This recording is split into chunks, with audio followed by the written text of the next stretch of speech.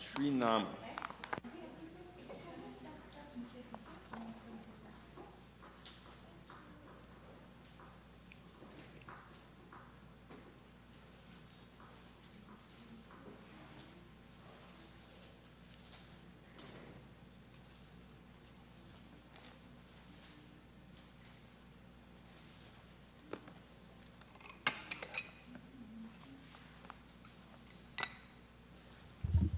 Thank you. Hare Krishna, welcome to ISKCON Silicon Valley Sunday afternoon program. We're starting a little bit early. We'll have some bhajan first. So many people will be coming later. So I want to sing a song called Sri Nama, Hare Krishna, by Bhaktivinoda Thakur, which may be familiar to all of you. It has the refrain, Gai Gaura Madhur Shore. The translation of that is that Lord Chaitanya very sweetly sings in a very sweet voice. And what does he sing? Hare Krishna, Krishna Krishna, Hare Hare, Hare Rama, Rama Rama, Hare Hare.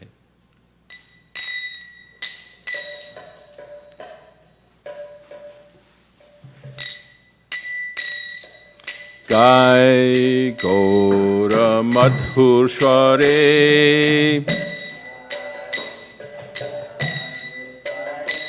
Nam Gai Gaura Madhur Share, Hare Krishna, Krishna Krishna, Hare Hare, Hare Krishna, Krishna Hare Hare, Hare Krishna, Krishna Krishna, Hare Hare.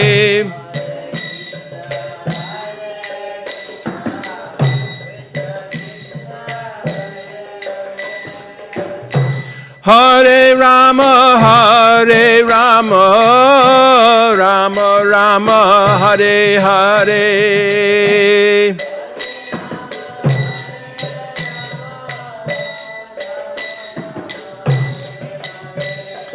Hare Rama, Rama Rama, Hare Hare.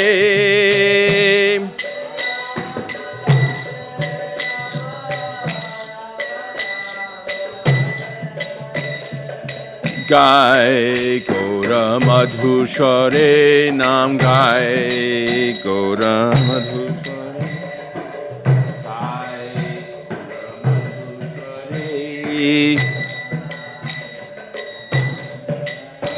Grihe Thako, Vanne Thako, Shada Hari Bole Dako.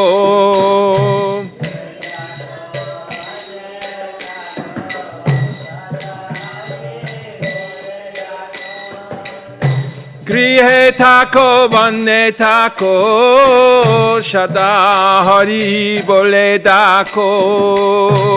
Grihe Thako, Vanne Thako,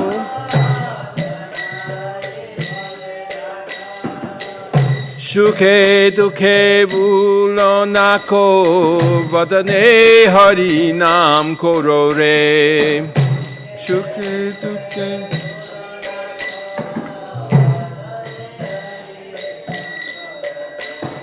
Gai Gaura Madhur Share, Nam Gai Gaura Madhur Share, Gai Gaura Madhur Share. Maya Jale Badha Hoye,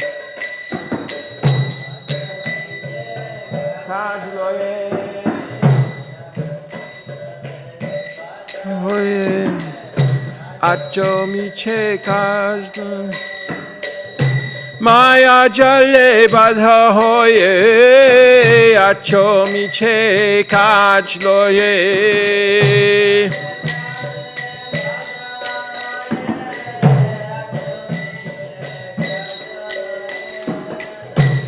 এখনো চেতন্য পেয়ে রাধা মাধব নাম বলো রে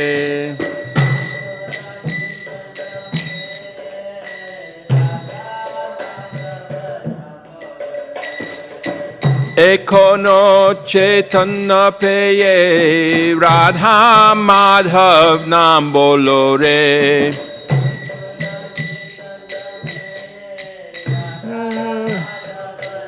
Russia. Okay. Gai Gora Madhushware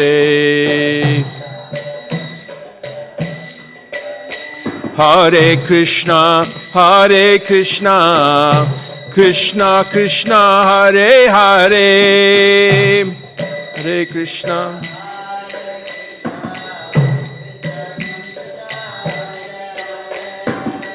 Hare Krishna Hare Krishna Krishna Krishna Hare Hare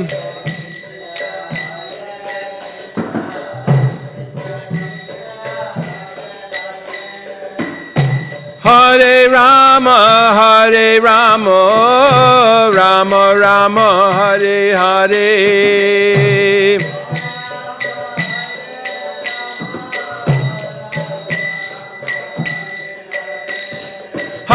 Hare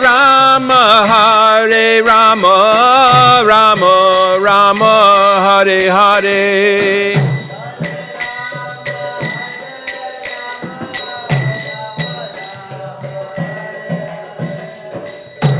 Gai Gora Madhushware Gai Gora Madhushware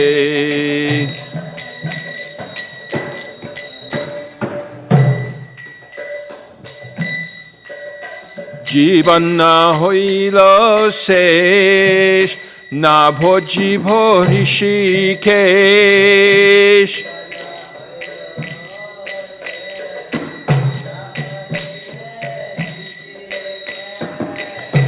জীবন না হইল শেষ না ভজিব ঋষিকেশ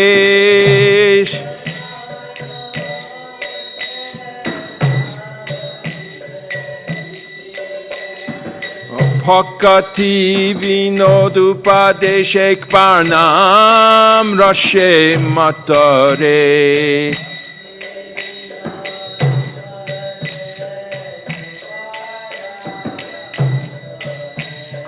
ভক্তি বিনোদ উপদেশ একবার নাম রসে মতরে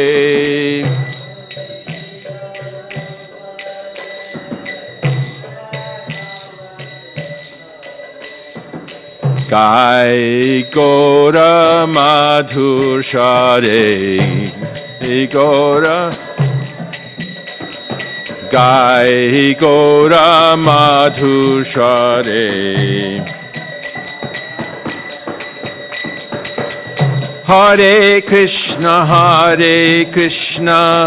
Krishna Krishna Hare Hare Hare Krishna Krishna Krishna Hare Hare Hare Rama Rama Rama Hare Hare Hare Rama Rama Rama Hare Hare Gai Gora Madhushware Nam Gai Gora Madhushware Grihe thako bane thako Shota Hari bole thako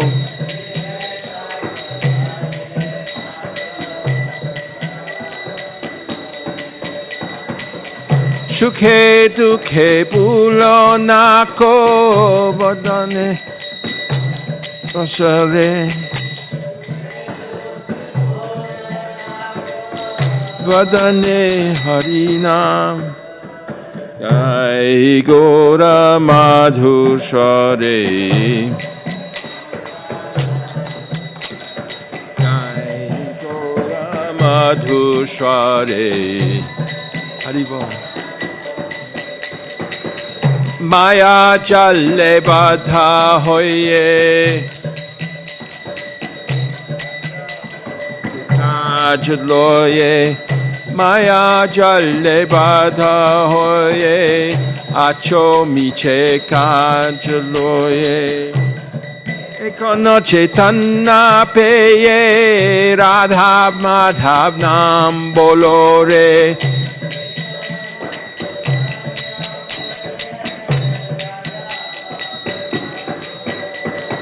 Gai Gora Madhushare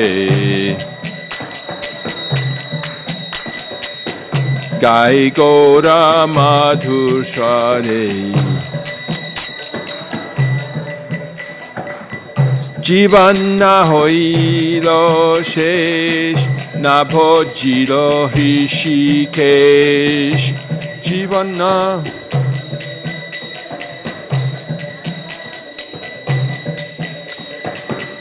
Jivana hoilo shesh Na bhojilo Hrishikesh Jivana hoilo shesh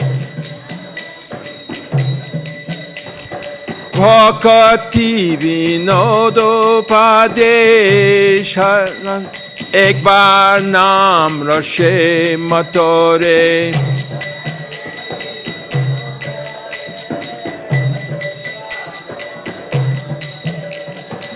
Bhakti vinodo padesh Ek bar naam rashe matore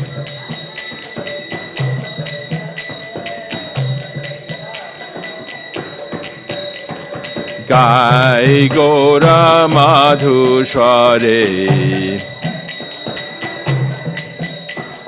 Gai Gora Madhushare Hare Krishna Krishna Krishna Hare Hare Hare Rama Rama Rama Hare Hare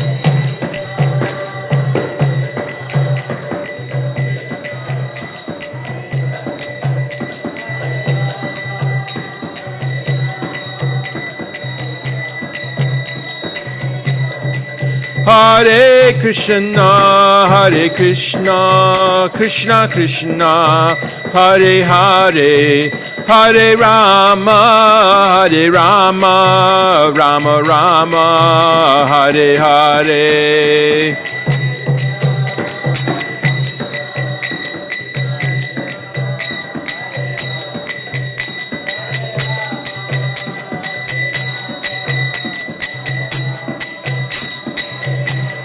Hare Krishna Krishna Krishna Hare Hare Hare Rama Rama Rama Hare Hare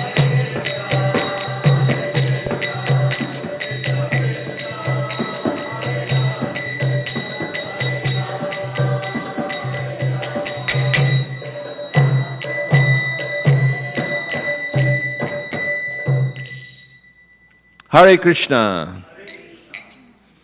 I'll just read the translation. Pardon my very poor eyesight. I'm going to get it fixed one of these days. I have to get an operation to remove my cataracts. Lord Gaurasunder sings in a very sweet voice, Hare Krishna, Krishna Krishna, Hare Hare, Hare Rama, Rama Rama, Hare Hare. Whether you are a householder or a sannyasi, constantly chant, Hari, Hari. Don't forget this chanting, either in happiness or distress. Just fill your mouth with Harinama. You are bound up in Maya's net and forced to toil fruitlessly. Now you have attained full consciousness in the human form of life, so chant the names of Radha Madhav. Your life may end at any moment, and you have not served the Lord of the senses, Hrishikesha. Take this advice from Bhakti Vinod. Just once relish the nectar of the holy name. Jai, Hare Krishna. So today we're reading from the Bhagavad Gita as it is, with a translation and commentary by His Divine Grace A.C. Bhaktivedanta Swami Prabhupada, ISKCON's founder Acharya. And those of you who've been following my classes may have noticed that I gave a class on chapter 3 and then on chapter 4 and then on chapter 5. And today I'd like to speak about chapter 6 a little bit. So we should start with verse number 2, chapter 6, verse 2.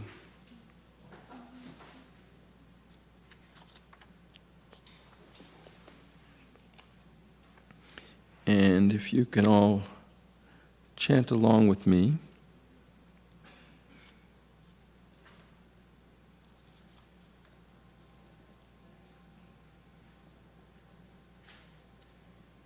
Pardon the delay.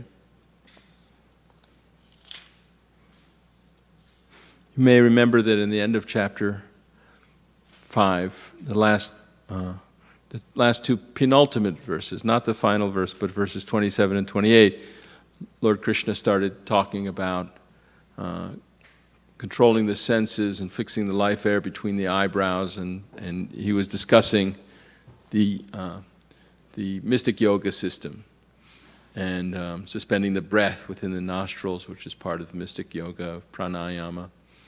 And then in verse 29, he said that one who knows him to be the supreme benefactor of all the sacrifices, the controller of all the planets and demigods, and the dear most intimate friend of all living beings, can attain peace from the pangs of material existence. So now in chapter 6, Krishna further elaborates on this mystic yoga system.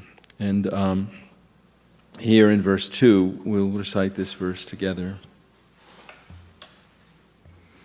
Yang sannyasam iti prahor. Please repeat. Yang sannyasam yogang tang vidhi pandava. Na hyasanyasta sankalpo yogi bhavati kaschana. Yang sannyasam iti prahor yogang tang vidhi pandava. Nahya sanyasta sankalpo yogi bhavati kaschana. Yang sannyasam iti prahor yogang tang vidhi pandava. Nahya sanyasta sankalpo yogi bhavati kaschana. Please, Bolo. You can use the mic.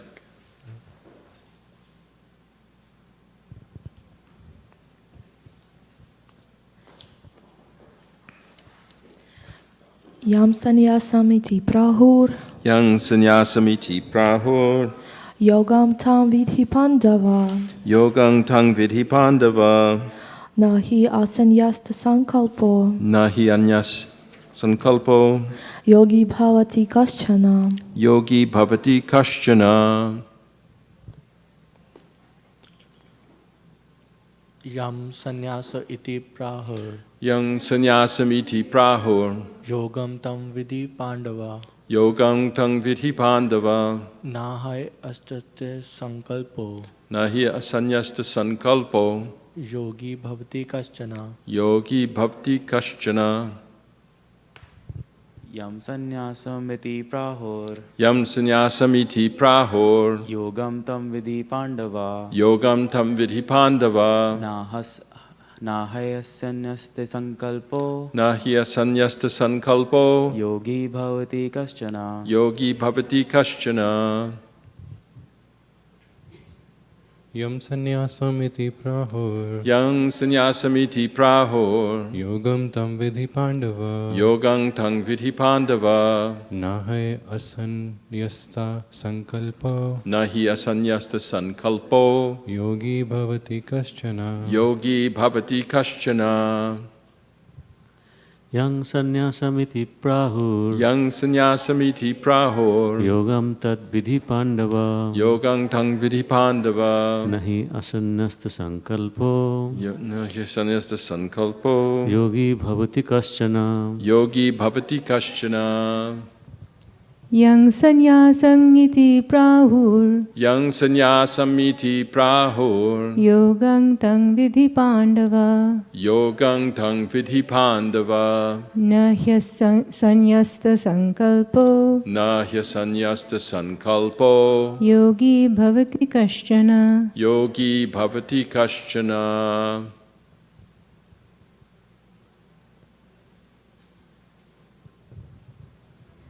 Yam sannyasam iti prahur. Yang sanyasam iti prahur. Yogam tam vidhi Pandava. Yogang tang vidhi Pandava. Nahi asanyasta sankalpo. Nahi asanyasta sankalpo. Yogi bhavati kaschana. Yogi bhavati kaschana.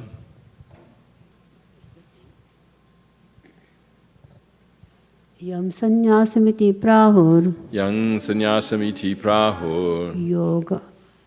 Yoga tam vidhi Pandava. Yogang tang vidhi Pandava. Nahi sanyas sankalpo. Nahi sanyasta sankalpo. Yogi bhavati kaschana. Yogi bhavati kaschana.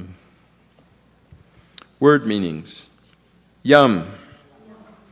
What? Sannyasam. Renunciation. Iti. Thus. Prahuh. They say. Yogam. Linking with the Supreme. Tam. That. Vidhi. You must know.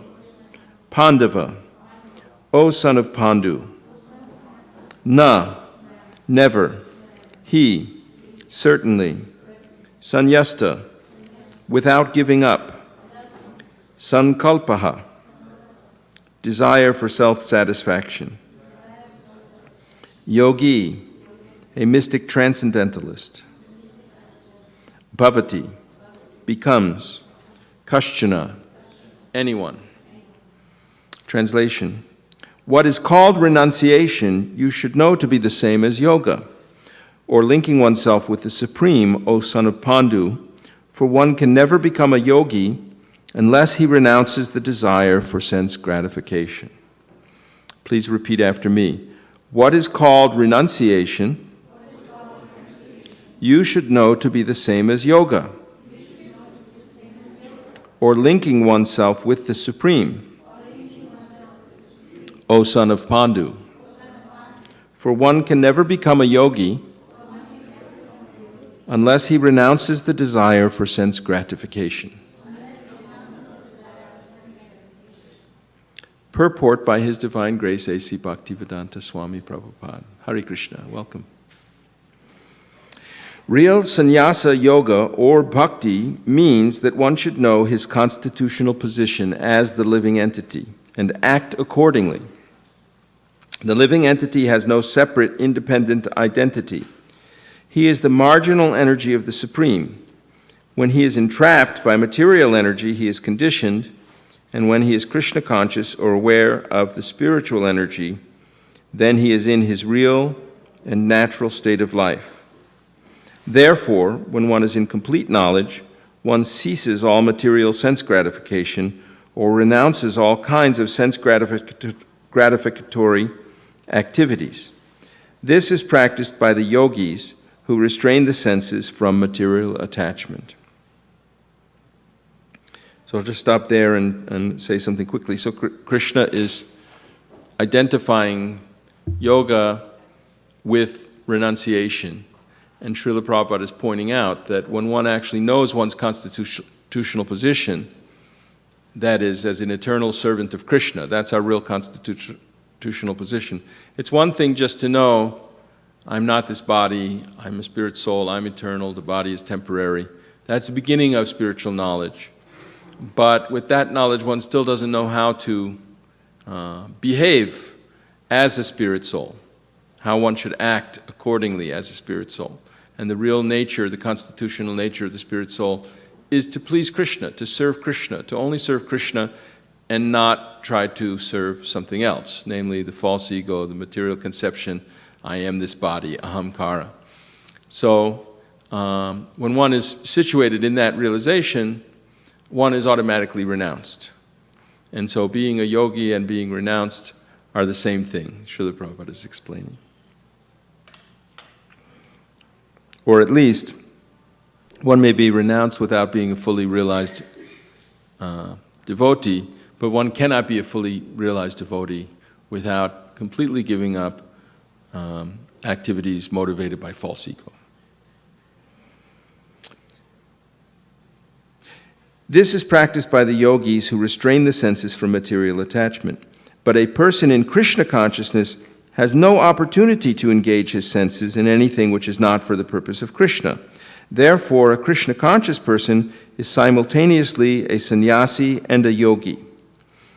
The purpose of knowledge and of restraining the senses, as prescribed in the jnana and yoga processes, is automatically served in Krishna consciousness. If one is unable to give up the activities of his selfish nature, then jnana and yoga are of no avail. The real aim is for a living entity to give up all selfish satisfaction and to be prepared to satisfy the Supreme. A Krishna conscious person has no desire for any kind of self-enjoyment. He is always engaged for the enjoyment of the Supreme. One who has no information of the Supreme must therefore be engaged in self-satisfaction, because no one can stand on the platform of inactivity. Srila Prabhupada would sometimes point out that famous impersonalist yogis would sometimes, although they were supposedly completely free from any desire for material action, would perform materially pious acts, like opening charities, hospitals, and eye clinics, and different things like that. And this demonstrated that they could not remain inactive, and they couldn't act on the spiritual platform because they didn't want to become devotees and worship the deities and promote Sankirtan. So they began acting in material goodness. All purposes are perfectly served by the practice of Krishna consciousness. Om jnanatimurandhasya jnananjana shalakaya chakshurun militang yena tasmai Shri Guruve namaha. Shri Chaitanya manobhishtam sthapitam yena bhutale swayam rupa kadamahyam dadati svapadantikam. Vandeham Shri Guru Shri Yata Padakamalam Shri Gurun Vaishnavangscha Shri Rupam Sagrajatam Sahagana Raghunathan Vitang Tang Sajivam Sadvetam Savadhutam Parijana Sahitam Krishna Chaitanya Devam Shri Radha Krishna Padan Sahagana Lalita Shri Vishakhan Vitangscha. He Krishna, Karuna Sindho, Dinabandho, Jagatpate, Gopesha, Gopika Kanta, Radha Kanta, Namostute. Tapta Kanchana Gaurangi, Radhe Vrindavaneshwari, Vrishabhanu Sute Devi, Pranamami Hari Priye, Vancha Kalpatarubhyascha, Kripa Sindhubhya Evacha, Patitanam Bhavanebhyo, Vaishnavebhyo Namo Namaha. Jai Shri Krishna Chaitanya Prabhu Nityananda Shri Advaita Gadadhara Shri Vasari Gaura Bhakta Vrinda. Hare Krishna Krishna Krishna Hare Hare, Hare Rama Rama Rama Hare Hare, Hare Krishna Krishna Krishna Hare Hare, Hare Rama Rama Rama Hare Hare. Mukam Korati Vachalam Pangun Langhayate Girim Yat Kripa Tamaham Bande Shri Gurung Dinataranam Nama Om Vishnu Padaya Krishna Preshtaya Bhutale Srimate Bhakti Vedanta Swaminiti Namine Namaste Saraswate Deve Gauravani Pracharine Nirvishesha Shunyavadi Paschachate Shatarine. So, Srila Prabhupada's Bhagavad Gita as it is explains the whole meaning and purpose of Bhagavad Gita directly in accordance with Lord Krishna's own statements. And Srila Prabhupada's emphasis in discussing the mystic yoga practice that Krishna describes in some of the verses in chapter 6 is that this process is not really practical for people of this age of Kali. But it is an authorized Vedic practice that was especially practiced in the Satya Yuga. It was the Yuga Dharma in the Satya Yuga when people were very intelligent, lived a very long time, had considerably greater control of the senses, and were less subject to distractions and restlessness and so forth. And it's very difficult. As Krishna himself admits, Arjuna during this chapter says, after hearing about this process of sitting down in a straight line with one's head and neck erect and half closing the eyes, staring at the tip of the nose or the point between the eyebrows, and pulling the mind back to concentrate only on the supersoul from wherever it wanders, and gradually giving up all material desires and giving away all material motivations and becoming completely situated with the mind like a lamp in a windless place. A flame can easily be disturbed by the wind, but when there's no wind it will stay perfectly steady. And similarly, the yogi's mind can become like that.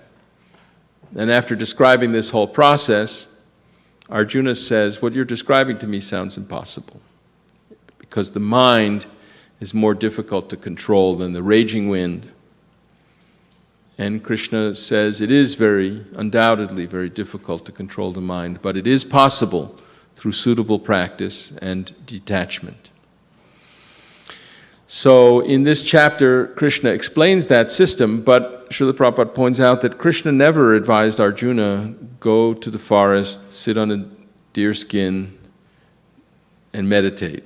Throughout the whole Bhagavad Gita, Krishna is telling Arjuna to get up and fight the battle, and win glory, and help your brother rule a prosperous kingdom. That's my desire, that's what I want you to do. And at the end of Bhagavad Gita, Arjuna says, I've understood your instructions, I'm prepared to act as you propose, as you request. And that's what Arjuna does. He fights the battle of Kurukshetra. He doesn't retire from the battlefield and go become a mystic yogi meditating in the forest. So then why does Krishna spend so much time emphasizing this? Well, a hint is given in this verse. Krishna is emphasizing that one should become a pure devotee. We will read the last chapter of this verse, the last verse of this chapter, pardon me, I misspoke, where Krishna says, Yoginam api sarvesham madgatenantaratmana shradhavan bhajate yomam samme yukta tamomataha. That after describing the practice of yoga, and even the process by which an unsuccessful yogi takes repeated birth and gets an opportunity to try again and again, to become more and more perfect in yoga, and eventually goes back to Krishna's place. Matsthanam, Krishna says in this chapter, that the goal of the yogis is to go to his own abode, his own place, his padam, his lotus feet.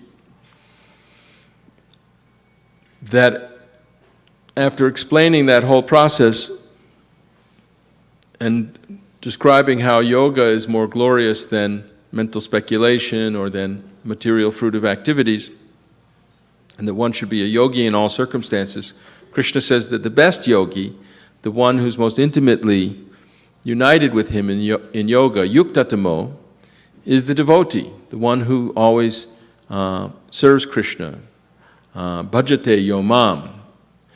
Bhajate means devotional service. It doesn't mean simply worship and adore, but it actually means actively serve. We'll read that in Prabhupada's purport to that verse. So Krishna is teaching that throughout, not just this chapter, but throughout the Bhagavad Gita, that one should become his devotee, surrender to him. This is the way to cross Maya. It's the only way to really understand him. In fact, he says that only a devotee can really understand Bhagavad Gita, and we shouldn't even, he instructs Arjuna, don't even try to instruct someone who's not a devotee in Bhagavad Gita. He actually says that in Bhagavad Gita. This is the truth. So then why does he spend this explanation of mystic yoga? The hint is given in this verse that if one is really a devotee, one has achieved the same kind of sense control, the same kind of renunciation, the same kind of freedom from material motivation, sarva sankalpa sannyasi, as those who practice mystic yoga and those who practice it well. In fact, the devotee becomes better than them, and it's easier. Sometimes people say, those who profess that we should practice mystic yoga rather than devotional yoga, they sometimes say, well, devotional yoga is the easier process. You know, it's for the women and the Shudras and the, but the very, of course, Krishna doesn't say that. Krishna encourages Arjuna to become a devotee.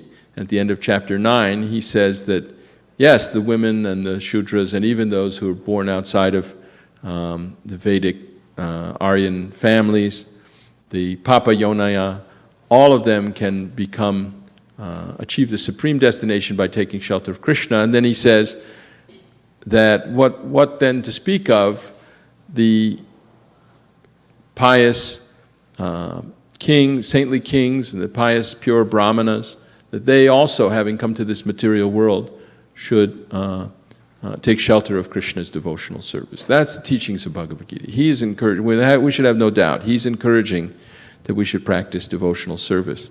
Some commentators on Bhagavad Gita, because they're not devotees, some of them even, one very famous yogi who translated Bhagavad Gita in English, stopped at the end of chapter 6. That's all you need to know. He didn't go any further than chapter 6 because his focus was on teaching people the mystic yoga system, and so from his point of realization, well, I don't know what his motivations were, but one may assume that from his point of perspective, mainly chapter 6 sums up what's important in Bhagavad Gita.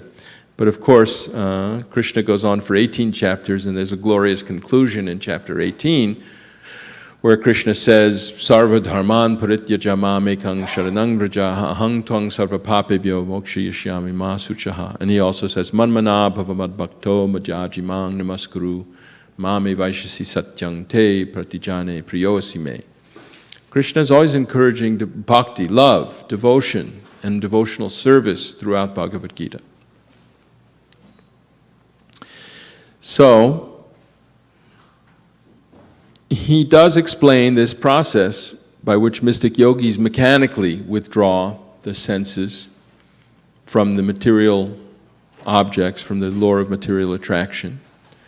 And through mechanical processes, yamas, niyamas, sitting positions, breathing posture, practices, exercises, and one is able to withdraw the mind artificially by force from matter and then focus it on spirit.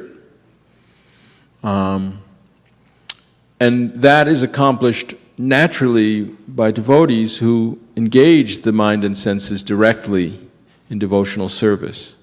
Later in chapter 6, Krishna will describe the ultimate state of samadhi, when one's perfectly has fixed the mind on the Supreme Spirit, and then one can perceive with spiritual senses the Supersoul directly and feels great satisfaction within and won't be ever disturbed any longer even under the midst of greatest difficulties, from direct realization of the absolute truth. But this is not denied to the devotees either. Rather, this is the ultimate goal. When one reaches samadhi in the mystic yoga practice, if one is very fortunate, one becomes a devotee.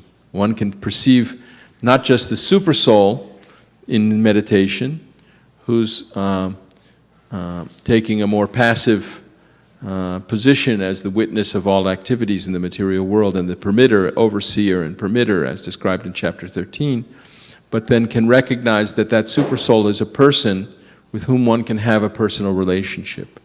You can talk to him and he'll talk back. He'll express his own preferences. He has his own desires, and you can serve those desires and try to please him in those desires. So that's the position of the great devotees, that they're all also the greatest yogis. In the 9th canto of Srimad Bhagavatam, the history is recounted how Durvasa Muni, one great mystic, perceived that he had been offended. Actually, he hadn't been offended, but he perceived some offense on the part of a great devotee, Maharaj Ambarish. And even though Ambarish was just a king, a human being, he wasn't like Durvasa Muni, a great sage with thousands of disciples and everything. But Maharaj Ambarish defeated Durvasa Muni. Durvasa Muni cursed him, tried to kill him with the mystic power. And instead, Maharaj Ambarish just humbly went on worshipping Krishna and was unharmed, whereas Durvasa Muni was chased by the Sudarshan chakra of Vishnu. He was chased, and his life was in danger. He was very, very frightened, and he was chased for a year. And he ran everywhere. He ran all over the material universe. He went to Lord Brahma seeking protection. He went to Lord Shiva seeking protection. And all the time he was fearful that this fiery Sudarshan chakra would take his life. And he was told that no one could give him protection. He even went, finally, into Vaikuntha Loka and came before Lord Narayan himself, the wielder of the Sudarshan weapon, and he asked Lord Narayan, please call back your weapon, please protect me from your powerful fiery disc. And Lord Narayan said, I can't help you. He said, I belong to my devotees.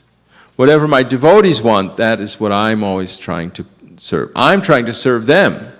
Krishna himself is captured by his own devotees. He says, they exist always in my heart, and I exist only to please them. And the only way you can be protected from this Sudarshan chakra is by getting forgiveness from Maharaj Ambarish himself. Then he went back, Durvasa Muni went back to Maharaj Ambarish, and Maharaj, of course, I didn't take offense. Even though you tried to kill me, I have no grudge. That's the character of a devotee. And Durvasa Muni was saved that way. So we can see that a devotee is greater in every sense than a mystic yogi. But a real devotee, that also means, the other side of that is that one doesn't become a devotee simply by saying, I love Krishna, and I like to hear about Krishna, I like to see his paintings. But one has to actually conquer the mind and senses like a yogi does. But that's easily accomplished in devotional service, much more easily than going to the forest and practicing the yoga system as Krishna describes, in complete celibacy, living alone where there's wild animals. The reason that you put a deer skin down and then a cloth is because a poisonous snake won't walk on the deer skin. It disturbs his underbelly when he goes on the fur. So the snakes will not bite you and they'll leave you alone if you're sitting alone in the forest. Really, imagine sitting alone in the forest. Does any of us really want to try to do that? And we could accomplish the same thing by chanting japa in our homes, or even taking a japa walk in a nice park.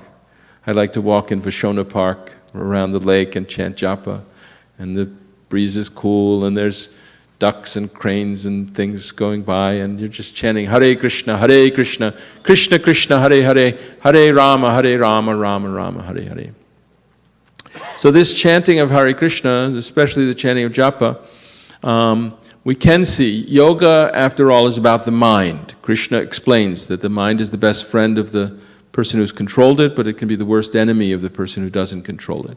And when we chant japa, when we chant Hare Krishna, we can see how our mind sometimes gets distracted and doesn't listen to the sound, the pure transcendental sound of the holy name, and we have to bring the mind back.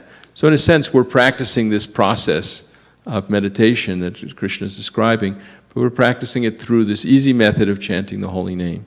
And for those yogis who say, well, that's the easy method, and therefore, we're going to practice some more high-class method, we say, why? If you have an easier method, it's not very intelligent to try to practice a difficult method, is it? When do you say, and can you imagine some example, like we say that, I can cut a cucumber with a knife on a cutting board, chop, chop, chop, chop, chop, but someone else says, oh, that's the easy method. Instead, you could take a piano wire and hang it up high, and then you can try to put the cucumber over the piano wire and cut it, and then put that piece down and try to hold the end. Why? I'm just making some crazy example, but the point is, we should do things by the easy method, especially because very, very few people actually achieve success in yoga, ultimately, real success in yoga. Of course, we all know here in this room, we all know that the popular yoga that people think of is about, getting a better swimming suit body for the beach, and, you'll have less fat and you'll look attractive to the opposite sex and things. That's not the goal of yoga, The yoga asanas do provide flexibility, and they enable you to sit for a long period of time while you practice meditation. But the goal of yoga is to control the mind. And the control of the mind becomes very easy by chanting the holy names of Krishna and listening to the holy names, which are very attractive and sweet. And by listening to the holy names, one is not only just mechanically withdrawing the mind from material things, but one is actually engaging the mind in the natural function of the soul, which is to serve Krishna. So the mind very quickly becomes your best friend, and we can really experience. As George Harrison said in the introduction to Krishna book, the proof of the pudding is in the tasting. When you chant Hare Krishna, you actually experience meditation, transcendental meditation. You actually experience the peace and bliss of associating directly with Krishna. So, Lord Chaitanya stressed that in this age of Kali, this chanting of Hare Krishna was the Yuga Dharma, the particular practice for this age, and this great chanting for the deliverance, this Harinama Sankirtana, as the recommended means of spiritual progress. And in Srimad Bhagavatam, Shukadev Goswami describes the same thing. In the 12th canto of Srimad Bhagavatam, he's describing Kali Yuga. And after describing all the ills of Kali Yuga, he says, Kaler doshanidhe rajan asti keko mahan gunaha kirtanadeva krishnasya mukta sangha parang vrajet. My dear king, although Kali Yuga is an ocean of faults, there is still one good quality about this age. Simply by chanting the Hare Krishna Maha Mantra, one can become free from material bondage and be promoted to the transcendental kingdom. And in the following verse, he says, Krite yadhyayato Vishnu, Tretayam yajato makhai, Dwapare paricharyayang, Kalo tad hari kirtanat.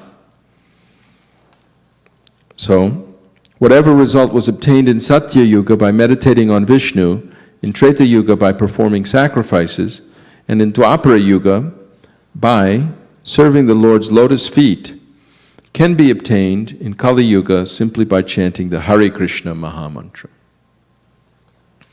It's described in many, many scriptures, in many Puranas, in Mahabharata, that in Kali Yuga great souls chant Hare Krishna, Hare Kirtanam. Oh, this was 12th canto, chapter 3, verses 51 and 52.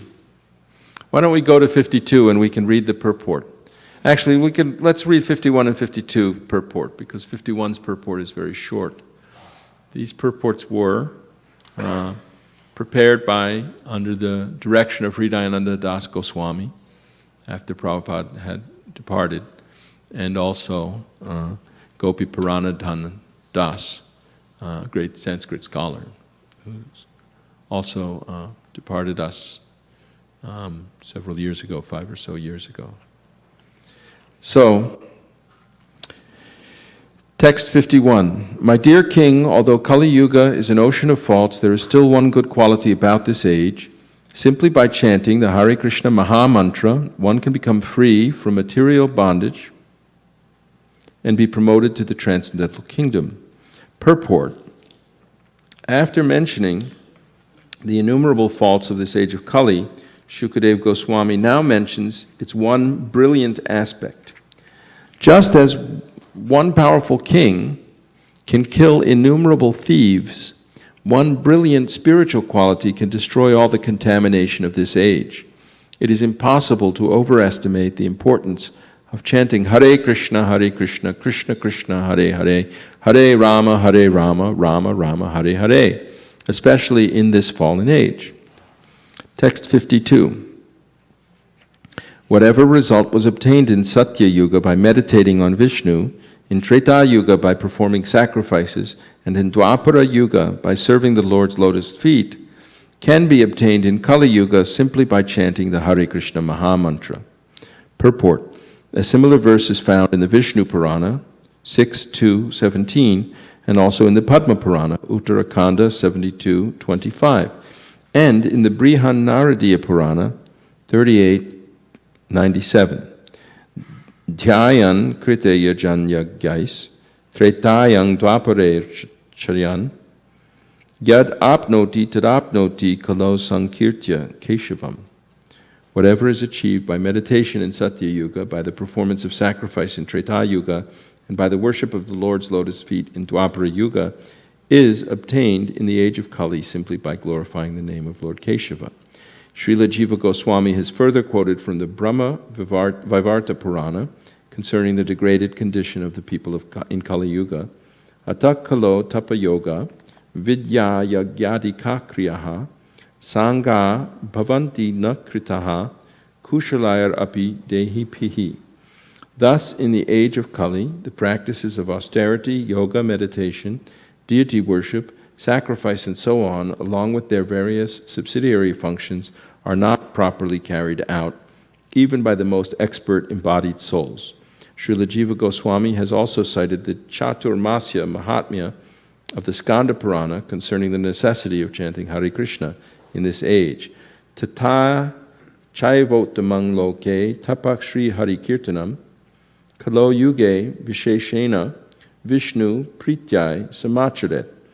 In this way, the most perfect penance to be executed in this world is the chanting of the name of Lord Sri Hari. Especially in the age of Kali, one can satisfy the Supreme Lord Vishnu by performing Sankirtana. In conclusion, massive propaganda should be made all over the world to induce people to chant the Hare Krishna mantra, by which the human society can be rescued from the dangerous ocean of the age of Kali. Thus end the purports of the humble servants of His Divine Grace, A.C. Bhaktivedanta Swami Prabhupada, to the 12th canto, 3rd chapter of the Srimad Bhagavatam, entitled the Bhumi Gita. So you can see this is the last verse of the chapter. This is sort of a crescendo, a conclusion. A lot of chapters end on a high note, and Shukadeva Goswami is ending this. Whatever was achieved in Satya Yuga by meditation, through the mystic yoga process, and in Treta Yuga by performing sacrifices, and in Dwapara Yuga by serving the Lord's lotus feet, is achieved in this Kali Yuga, this coming Kali Yuga. It was just on the cusp of Kali Yuga when he spoke Srimad Bhagavatam, by Hari Sankirtan, chanting the holy names of Krishna, as we do in this Hare Krishna movement. And encouraging others, we encourage everyone to chant. Sankirtan means to bring everyone into the kirtan, to fully glorify the Lord by having everyone chant. We don't want to be like Prahlad Maharaj said, we don't want to just deliver ourselves, go off in the forest and be delivered alone, but rather we want to go to where all the people are and want to ask them to chant also. And that will please Lord Chaitanya very much and please all the spiritual masters in the disciplic succession.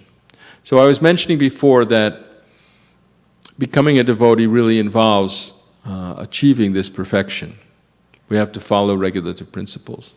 We have to control the mind and senses. And Srila Prabhupada used to describe to us, I don't have experience personally, but you probably all do, that there are people who give Bhagavatam recitals and other discourses on, great epics and Puranas and so forth, that are very famous for their ability to, first of all, they've memorized all these texts, and they can sing them very beautifully, and they can tell them in an exciting way that makes the audience entertained. And sometimes they have Bhagavat Shaptas where they recite the Bhagavatam for 7 whole days and nights. And but the mood is not pure. That Srila Prabhupada warned us, and Bhaktisiddhanta warned us, that in many cases it's performed as a fruit of activity, like a pious thing. We go do this and we'll get merit for it.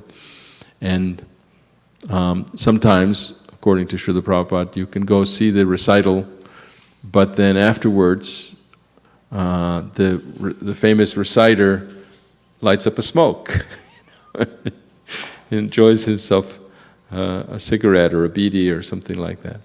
I don't know. I'm not criticizing anyone, and there may be also other great reciters who are very elevated devotees. That's not what I'm talking about. But I'm talking about how Prabhupada warned us that we should hear the Srimad Bhagavatam recited by a pure devotee who has controlled his mind and senses, who follows the regulative principles, who chants the holy name regularly, and who does so only with the motivation to please Krishna. And purity is the force, and that if we hear from speakers who actually have faith in devotional service and are devotees of Krishna, then we can get the effect. And otherwise it may be entertaining or it may be very pious, but it won't inspire us to surrender to Krishna, and it won't carry the actual effect of Sankirtan, like that. So I wanted to read the ultimate verse of this chapter. We don't want to we could give an overview of reading highlight verses from this chapter. I hope everyone is reading on their own. But I wanted to read the last verse, verse 47 of chapter 6.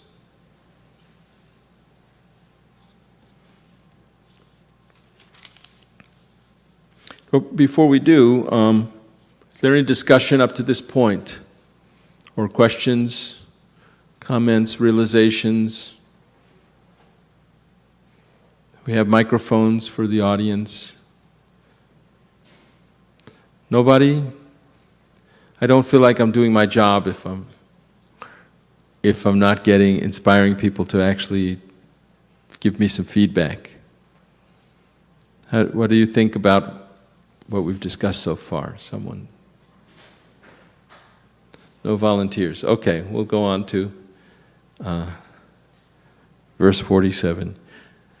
Yoginam api sarvesham madgatenantaratmana shradhavan bhajate yomam same yuktatamo mataha.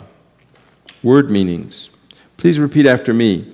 Yoginam, of yogis, api, also, sarvesham, all types of. Madgatena, abiding in me, always thinking of me. Antaha Atmana, within himself. Shraddhavan, in full faith. Bhajate, renders transcendental loving service. Yaha, one who. Mam, to me, the Supreme Lord. Saha, he, me, by me. Yukta Tamaha, the greatest yogi. Mataha, is considered. Translation: and of all yogis, the one with great faith, who always abides in me, thinks of me within himself, and renders transcendental loving service to me, he is the most intimately united with me in yoga and is the highest of all. That is my opinion. Purport by Srila Prabhupada. The word bhajate is significant here. Bhajate has its root in the verb bhaj, which is used when there is need of service. The English word worship cannot be used in the same sense as bhaj. Worship means to adore or to show respect and honor to the worthy one. But service with love and faith is especially meant for the Supreme Personality of Godhead. By the way, the word bhaj is also the same root as the word bhakti. Okay? So, it means devotional service. One can avoid worshiping a respectable man or a demigod and may be called discourteous, but one cannot avoid serving the Supreme Lord without being thoroughly condemned. That's heavy. That's our actual duty. Our Sat Dharma, our eternal nature and our eternal duty is to worship the Supreme Lord and serve Him. So if one says, no, I won't do that, I will do something else, then he's condemned, thoroughly condemned. Strong language. Every living entity is part and parcel of the Supreme Personality of Godhead, and thus every living entity is intended to serve the Supreme Lord by his own constitution. Failing to do this, he falls down. The Bhagavatam 11.5.3 confirms this as follows. Ya eshang purushang sakshad atma prabhavam ishwaram na bhajant yavajananti stanad brashtak parantyataha. Anyone who does not render service and neglects his duty unto the primeval Lord, who is the source of all living entities, will certainly fall down from his constitutional position. In this verse also the word bhajanti is used.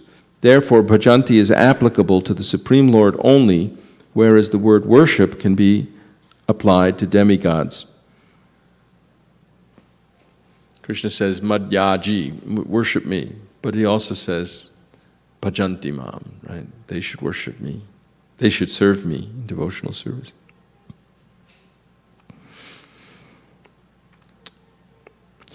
The word worship can be applied to demigods or to any other common living entity. The word avajananti, as used in this verse of Srimad Bhagavatam, is also found in Bhagavad Gita. Avajananti mang mudha manushim tanamashritaha. Only the fools and rascals deride the Supreme Personality of Godhead, Lord Krishna. Such fools, that's chapter 9, verse 11. Such fools take it upon themselves to write commentaries on Bhagavad Gita without an attitude of service to the Lord. Consequently, they cannot properly distinguish between the word bhajanti and the word worship. The culmination of all kinds of yoga practices lies in bhakti yoga. All other yogas are but means to come to the point of bhakti in bhakti yoga. Yoga actually means bhakti yoga, and all other yogas are progressions toward the destination of bhakti yoga. From the beginning of karma yoga to the end of bhakti yoga is a long way to self-realization. Karma yoga without fruit of results is the beginning of this path. When karma yoga increases in knowledge and renunciation, the stage is called jnana yoga. When jnana yoga increases in meditation on the supersoul by different physical processes, and the mind is on him, that is the supersoul, it is called ashtanga yoga. And when one surpasses the Ashtanga Yoga and comes to the point of the Supreme Personality of Godhead Krishna, it is called Bhakti Yoga, the culmination. In chapter 12, which is entitled Bhakti Yoga, Krishna says, you should fix your intelligence on me and your mind and completely dedicate yourself to me. But if you can't do that, then he gives other alternatives. And he's describing this whole ladder going all the way down from the beginning of just trying to work without attachment to the results, or giving up the result of one's activities, even if you give in charity or something like that, all the way up through developing knowledge and meditation and working for Krishna and practicing the principles of Bhakti Yoga so that one develops a strong desire for Krishna, and then one will ultimately, so it's a ladder like that. Factually, Bhakti Yoga is the ultimate goal. But to analyze Bhakti Yoga minutely, one has to understand these other yogas. Let's read that again, okay? Factually, Bhakti Yoga is the ultimate goal, but to analyze Bhakti Yoga minutely, one has to understand these other yogas. Okay, that's a sentence we can all put in our notebook to memorize. The yogi who is progressive is therefore on the true path of eternal good fortune. One who sticks to a particular point and does not make further progress is called by that particular name: karma yogi, jnana yogi, or dhyana yogi, raja yogi, hatha yogi, etc. If one is fortunate enough to come to the point of bhakti yoga, it is to be understood that he has surpassed all the other yogas. Therefore, to become Krishna conscious is the highest stage of yoga. Just as when we speak of the Himalayan, we refer to the world's highest mountains, of which the highest peak, Mount Everest, is considered to be the culmination.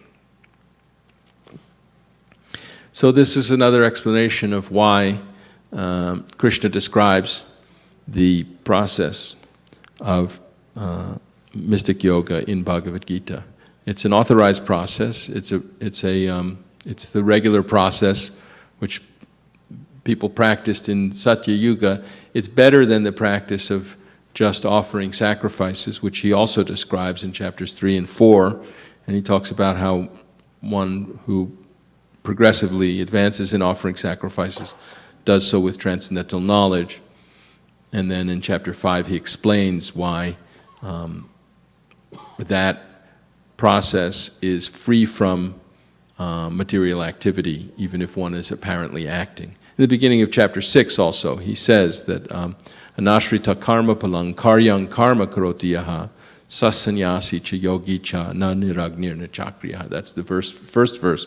He says that one who does his duty, karyang karma, but he does so without taking shelter of the results of work, that he is the true sannyasi and the true yogi, not one who lights no fire. Some yogis will say, that as a householder you have to perform fire sacrifices and so forth, but as a sannyasi, he lights no fire and performs no work because he's come to a point of renouncing those obligations. But Krishna says that that's not his conclusion. And in chapter 18 he says that even great souls should never give up the process of sacrifice, charity, and penance. So, to minutely understand Bhakti Yoga, we should understand Jnana Yoga, Karma Yoga, Dhyana Yoga, these processes. But the ultimate goal is really Bhakti. Srila Prabhupada is explaining that, and Krishna is explaining that. Did you have a comment? Does anyone have a comment? Please, I like comments. I like that we have some lively discussion. Yeah, Victoria. That's your name, right, Victoria? Here's one. We have, I think, 2 or 3 microphones in the audience somewhere.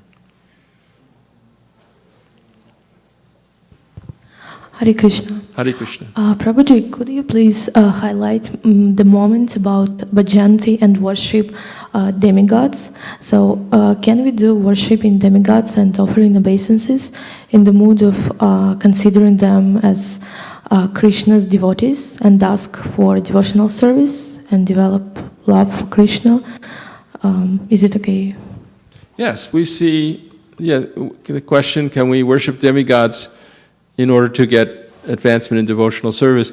We see that advanced devotees in the Srimad Bhagavatam are worshiping demigods, right? Mother Yashoda, prays to the demigods to protect Krishna, because that would, for her to remember that Krishna is really the supreme lord of all the demigods and all the planets, in her advanced state of love, it would interfere with her mood, the mood of sweetness that Krishna really enjoys, that she doesn't think of Krishna as the supreme lord, but rather thinks of him as dependent on her.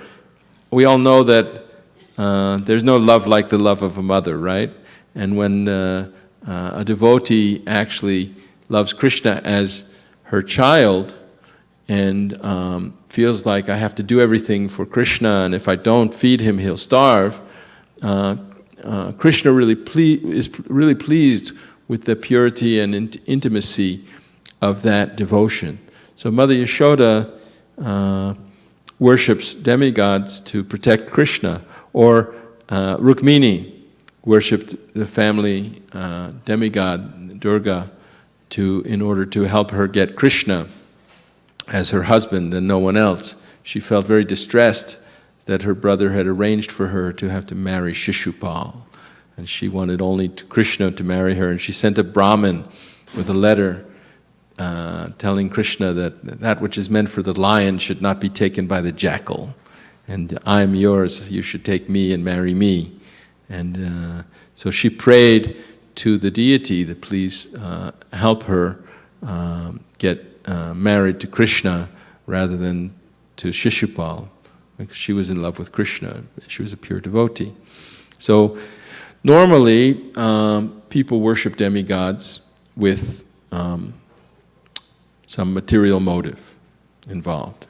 They have material desires, and this is authorized in Vedic literature, that one should try to get one's desires fulfilled by recognizing that there are higher powers, that one is not in control of everything oneself, and that there are vrats one can perform that are described in Purana as things to protect your husband, protect your brother, and so forth, by worshiping demigods and telling the stories of people who did different things, different vows, different fasts, and so forth. And worship of demigods is described in Bhagavad Gita as in the material mode of goodness. But pure devotees generally, they're not interested in anything material, right? They're only interested in Krishna. So generally, they don't take up that karma kanda section. Krishna says in chapter 2, Yamimang pushpitang vachang pravadantya vipaschitaha. He later says, Kriya vishesha bahulam bhogaishvarya gating prati. Veda vadarata partha.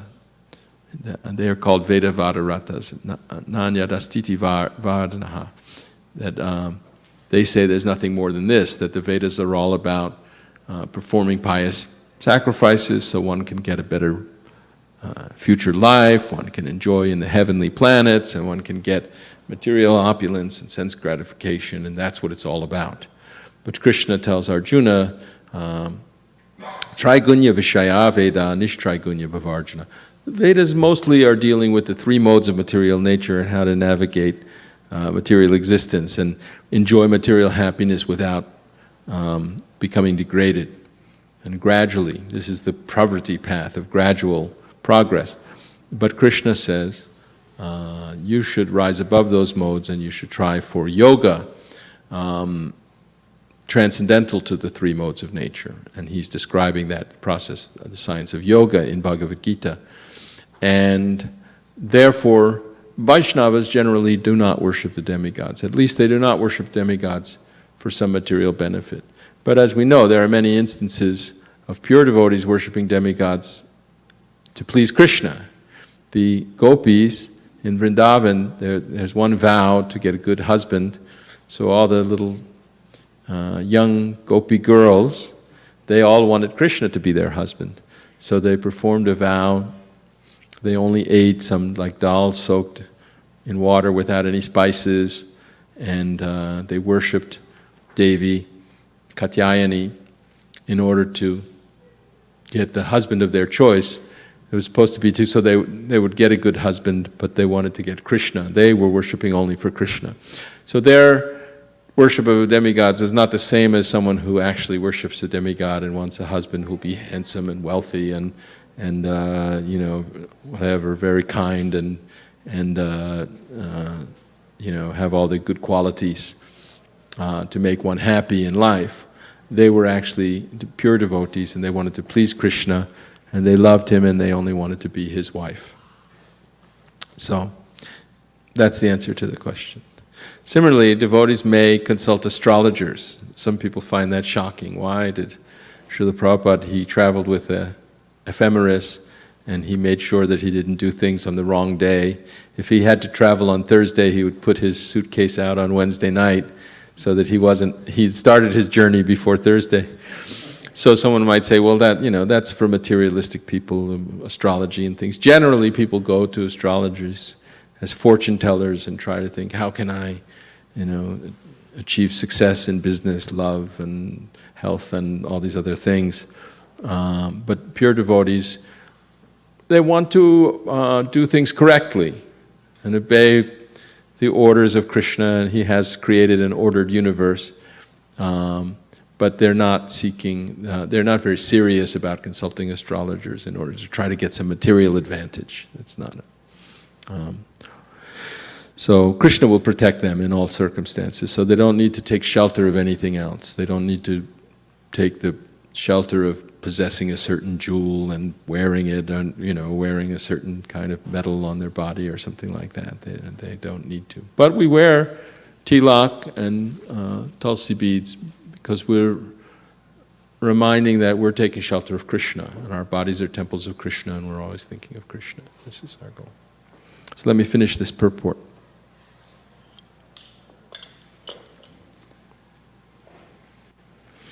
It is by great fortune that one comes to Krishna consciousness on the path of bhakti yoga, to become well situated according to the Vedic direction.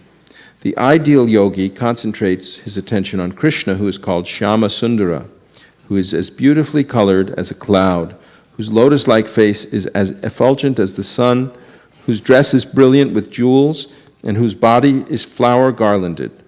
Illuminating all sides is his gorgeous luster, which is called the Brahma Jyoti. He incarnates in different forms such as Rama, Nrsimha, Varaha, and Krishna, the Supreme Personality of Godhead, and he descends like a human being as the son of Mother Yashoda, and he is known as Krishna, Govinda, and Vasudeva. He is the perfect child, husband, friend, and master, and he is full with all opulences and transcendental qualities. If one remains fully conscious of these features of the Lord, he is called the highest yogi. This stage of highest perfection in yoga can be attained only by bhakti yoga, as is confirmed in all Vedic literature. Yasya deve para bhaktir yatha deve tata gurau tasyaite katita hyartah prakashante mahatmanaha. Only to those great souls who have implicit faith in both the Lord and the spiritual master are all the imports of Vedic knowledge automatically revealed. Svetashvatara Upanishad 6:23. Bhaktir asya bhajanang tad iha mutropadhi nairasyena mushmin manaha kalpanam etad eva naishkarmyam. Bhakti means devotional service to the Lord which is free from desire for material profit either in this life or the next. Devoid of such inclinations, one should fully absorb the mind in the Supreme. That is the purpose of Naishkarmya. Gopal Tapani Upanishad 1:15. These are some of the means for performance of bhakti or Krishna consciousness, the highest perfectional stage of the yoga system. So, we've discussed mystic yoga process, as a mechanical process to withdraw the senses from their engagements in sense objects so we can fix our minds, control our minds, and fix it on spirit, and then, having achieved success in perfect meditation, one can actually enter into the pastimes of Krishna and become a devotee. That's the ultimate goal, actually. Or one can take up the process of bhakti yoga now, which is recommended for this age, whereas going off into the forest and trying to sit on a deer skin all day, eating very little, and just half closing your eyes without falling asleep, and meditating on the super soul in your heart is a much more difficult process, and is not recommended in this age, and most of us couldn't do it. So Lord Chaitanya often quoted, and Srila Prabhupada often quoted, a verse from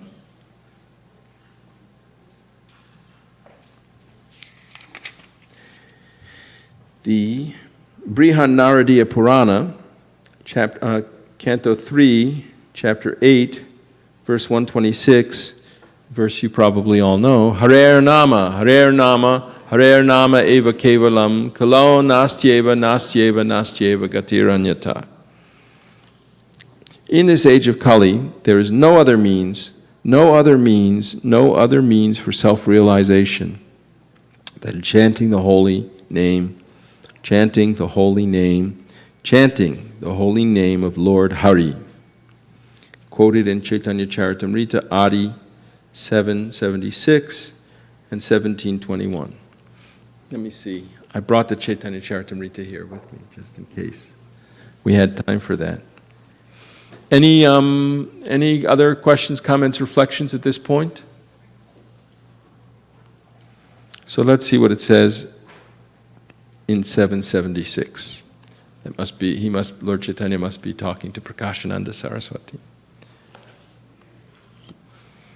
I didn't prepare this beforehand, but I thought, let's just see. I like to be surprised. Adi Lila, chapter 7, verse 76.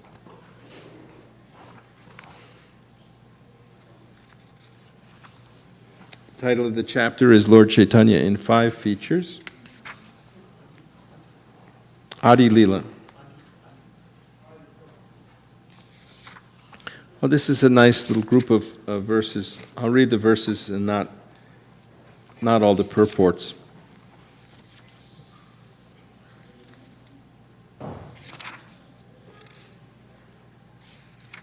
Lord Chaitanya smiled and accepted the invitation of the Brahmana. He made this gesture to show his mercy to the Mayavadi sannyasis. One Brahmana had asked him to go and speak to the sannyasis, the Mayavadi sannyasis. That was verse number 57.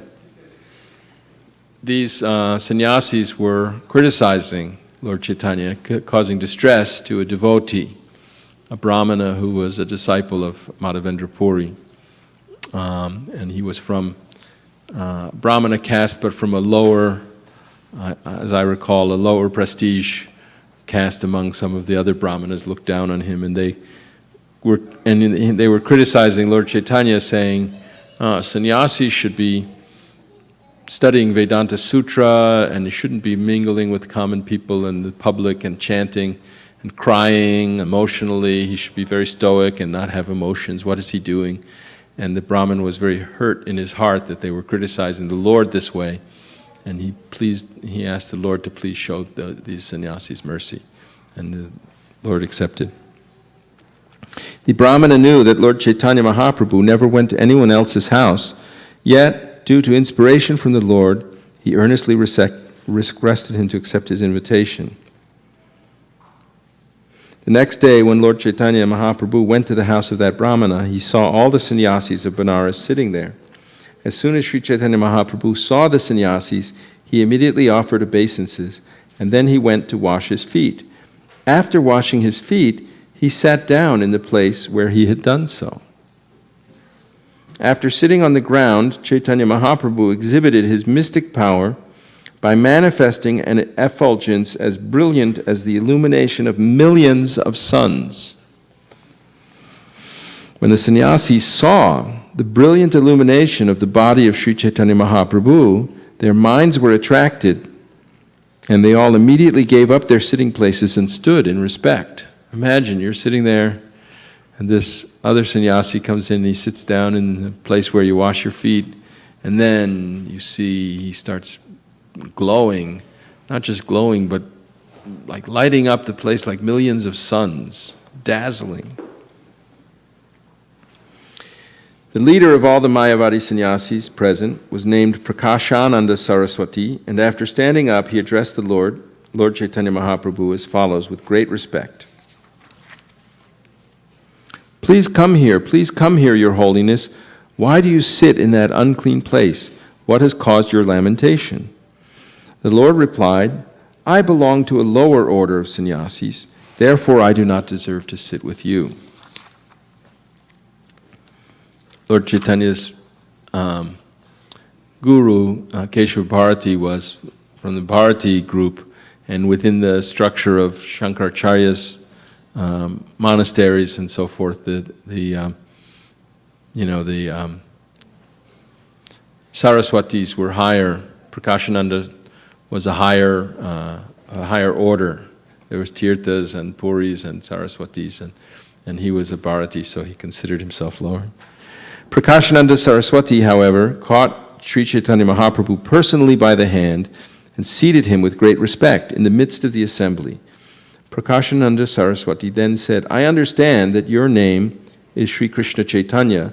You are a disciple of Sri Keshava Bharati, and therefore you are glorious. You belong to our Shankara Sampradaya and live in our village, Varanasi. Why then do you not associate with us? Why is it that you avoid even seeing us? On television, they have a series right now with the actor Morgan Freeman. It's something about God. I forget exactly what it's called. Does anyone know what it's called? The Story of God, I think. And he goes to the story of God.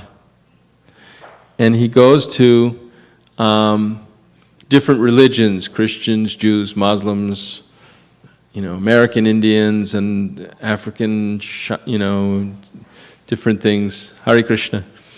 And he talks to different people, Sikhs, Jains, Buddhists, Shintoists, and finds out their ideas about religion. But when he talks about Hinduism, he goes over and over again to Benares and talks to some Mayavadis, and they don't say anything about devotional service. And they don't say anything about the Puranas, the Srimad Bhagavatam, or anything. When he's talking about what's the description of creation in the scriptures, they don't talk about the wonderful descriptions that are given in Srimad Bhagavatam, but they talk about how the Ganga came from the heavenly planets, and So I feel like they're not getting a real understanding of the varieties of Hinduism and the whole Vaishnava tradition, which is so important. And I wonder, why didn't they, talk to Radhanath Swami or Bhakti Charu Swami or Gopal Krishna Maharaj or someone, but only this Mayavadis.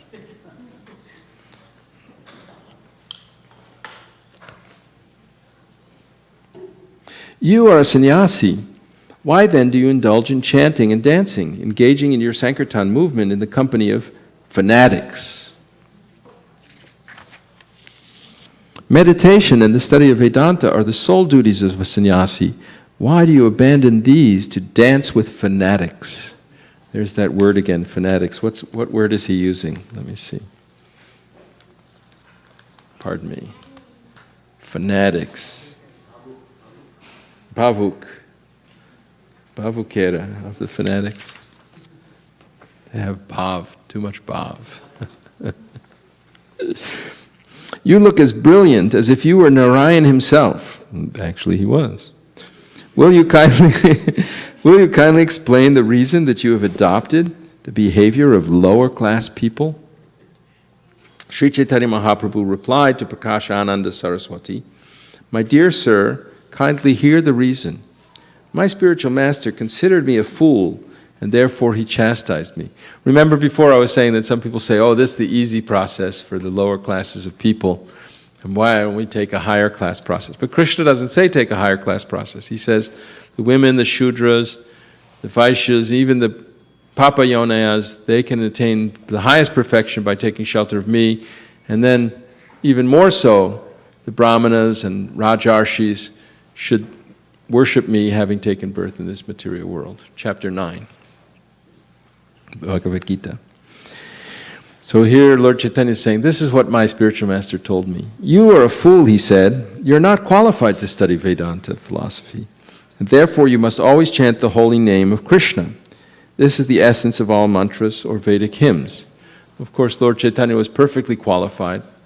But as for me, we should, this is Kali Yuga. We're not so qualified to do all these other difficult things.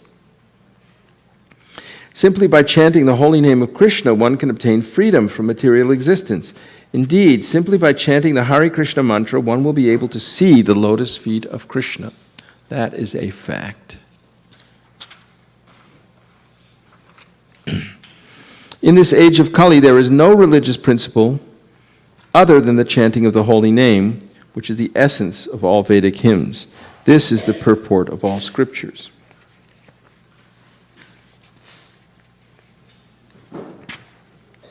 After describing the potency of the Hare Krishna Maha Mantra, my spiritual master taught me another verse, advising me to always keep it within my throat. Text 76. Harer Nama, Harer Nama, Harer Nama eva kevalam, Kalo nastyeva, nastyeva, nastyeva gatir anyata. For spiritual progress in this age of Kali, there is no alternative, there is no alternative, there is no alternative than to the holy name, the holy name, the holy name of the Lord. And we'll read the purport. For progress in spiritual life, how much time do we have left? 10 minutes? 30 minutes. Okay, then we can read this purport. For progress in spiritual life, the Shastras recommend meditation in Satya Yuga, sacrifice for the satisfaction of Lord Vishnu in Treta Yuga, and gorgeous worship of the Lord in the temple in Dwapara Yuga. But in the age of Kali, one can achieve spiritual progress only by chanting of the holy name of the Lord.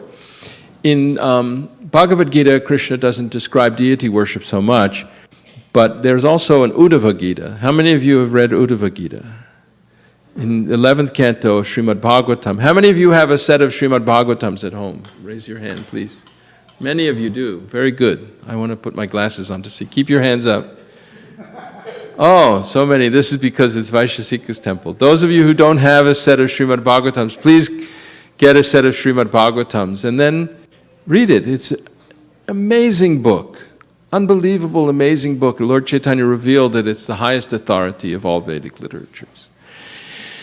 And in the 11th canto, there's a big long section where Lord Krishna instructs Uddhava, very much like he's instructing his friend Arjuna. Uddhava is also a very intimate friend of Krishna, a member of the Yadu dynasty, an expert diplomat and consultant that Krishna employed in sending on missions as his representative, even sent him on a mission to Vrindavan to speak to the Brijbasis and console them because they were feeling separation from Krishna in his absence. And the Uddhava Gita is very much like the Bhagavad Gita, but there is a little more description of Varnashram Dharma, and there's also more description of the process of worshipping the deity there. The process of worshipping the deity is very wonderful. And it's even though this chanting of Hare Krishna is recommended, if we want to be shuchi and pure and clean and keep our bodies very fit for chanting Hare Krishna correctly, we should learn to worship the deity nicely and serve the deity. And what could be more ecstatic? It's one of the 9 processes of bhakti to serve the Lord's lotus feet. So. But Krishna in Bhagavad Gita does mention sacrifice, it does mention this mystic yoga process, but the ultimate goal he keeps emphasizing actually in Bhagavad Gita. Really, if you want to understand Bhagavad Gita as an entire document,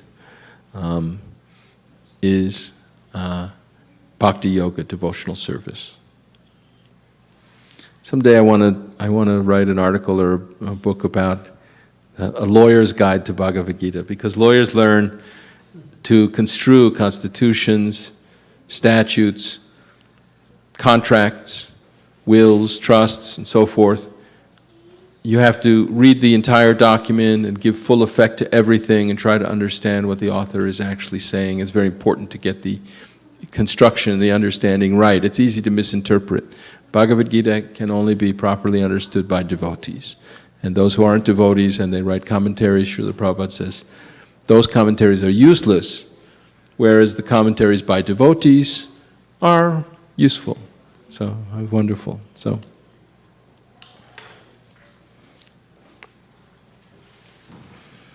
this is confirmed in various scriptures.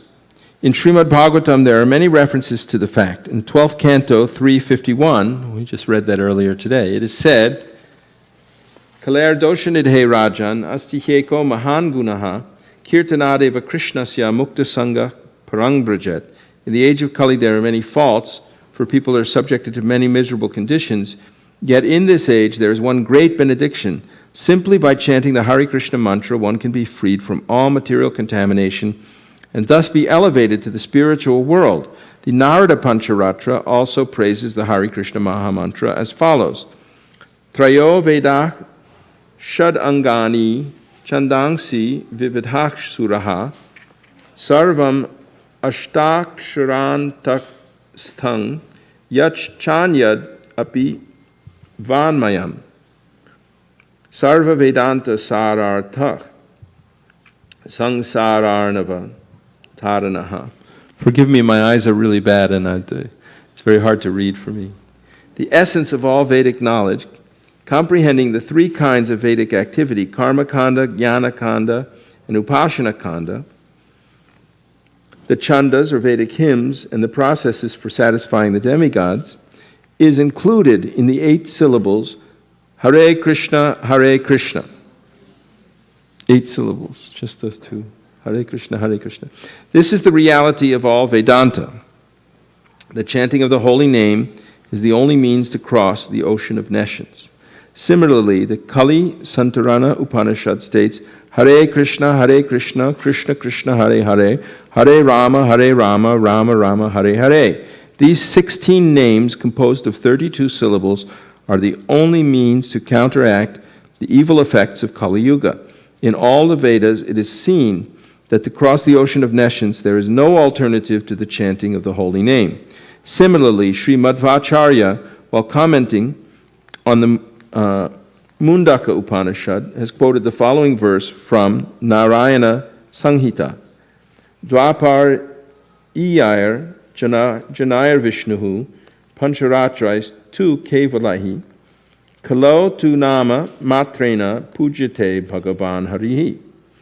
In Dwapara Yuga, one could satisfy Krishna or Vishnu only by worshipping him gorgeously according to the Pancharatriki system. But in the age of Kali, one can satisfy and worship the Supreme Personality of Godhead Hari simply by chanting the holy name. In his Bhakti Sandarbha, text 284, Srila Jiva Goswami strongly emphasizes the chanting of the holy name of the Lord as follows. Nanu Bhagavan Namatmaka Eva Mantraha Tatra Visheshena Namak Shabdadya Alankritaha Sri Bhagavata Srimad Rishibhish Chahita Shakti Visheshaha. Oh, it's very long. I'm going to just go to the translation or the explanation. Srila Jiva Goswami states that the substance of all the Vedic mantras is the chanting of the holy name of the Lord. Every mantra begins with the prefix Nama Om and eventually addresses by name the Supreme Personality of Godhead. By the supreme will of the Lord, there is a specific potency in each and every mantra chanted by great sages like Narada Muni and other rishis. Chanting the holy name of the Lord immediately renovates the transcendental relationship of the living being with the Supreme Lord. To chant the holy name of the Lord, one need not depend upon other paraphernalia, for one can immediately get all the desired results of linking with the Supreme Personality of Godhead.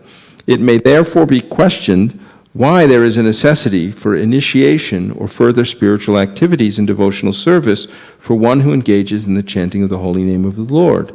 The answer is that although it is correct that one who fully engages in chanting the holy name need not depend on the process of initiation.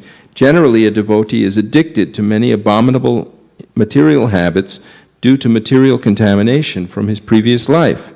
In order to get quick relief from all these contaminations, it is required that one engage in the worship of the Lord in the temple. The worship of the deity in the temple is essential to reduce one's restlessness due to the contaminations of conditioned life. Thus, Narada, in his Pancharatraki Vidhi, and other great sages have sometimes stressed that since every conditioned soul has a bodily concept of life aimed at sense enjoyment, to restrict this sense enjoyment, the rules and regulations for worshipping the deity in the temple are essential. Srila Rupa Goswami has described that the holy name of the Lord can be chanted by liberated souls, but almost all the souls we have to initiate are conditioned. It is advised that one chant the holy name of the Lord without offense and according to the regulative principles, yet due to their past bad habits, they violate these rules and regulations. Thus, the regulative principles for worship of the deity are also simultaneously essential. So this, those of you who came later, we started the class today with the verse 2 of chapter 6. Yang sannyasam iti prahor yogang tang vidi pandava nahya sannyasta sankalpo yogi bhavati kaschana. And the idea is that what is called renunciation is the same as yoga, because one never becomes a yogi without giving up the desire for material sense and without giving up the motivation of material sense enjoyment.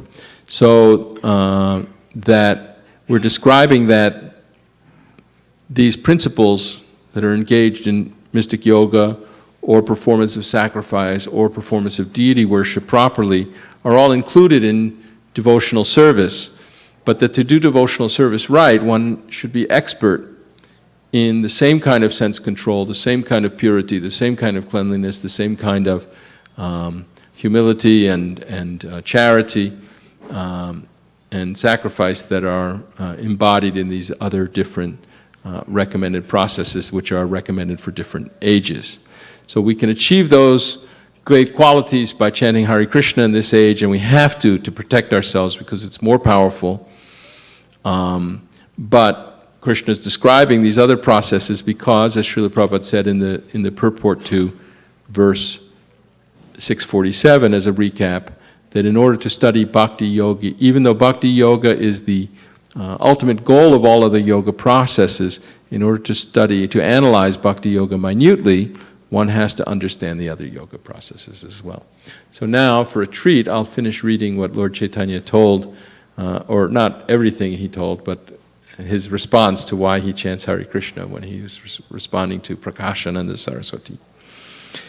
Since I received the order from my spiritual master, I always chant the holy name. But I thought that by chanting and chanting the holy name, I had been bewildered. While chanting the holy name of the Lord in pure ecstasy, I lose myself, and thus I laugh, cry, dance, and sing just like a madman. Collecting my patience, therefore, I began to consider that chanting the holy name of the Lord, Krishna, had covered all my spiritual knowledge. I saw that I had become mad by chanting the holy name, and I immediately submitted this at the lotus feet of my spiritual master. My dear Lord, what kind of mantra have you given me? I have become mad simply by chanting this Maha Mantra. Chanting the holy name in ecstasy causes me to dance, laugh, and cry. When my spiritual master heard all this, he smiled and then began to speak. Purport: when a disciple very perfectly makes progress in spiritual life, this gladdens the spiritual master, who then also smiles in ecstasy, thinking, how successful my disciple has become. He feels so glad that he smiles as he enjoys the progress of the disciple, just as a smiling parent enjoys the activities of a child who is trying to stand up or crawl perfectly. It is the nature of the Hare Krishna Maha Mantra that anyone who chants it immediately develops his loving ecstasy for Lord Krishna.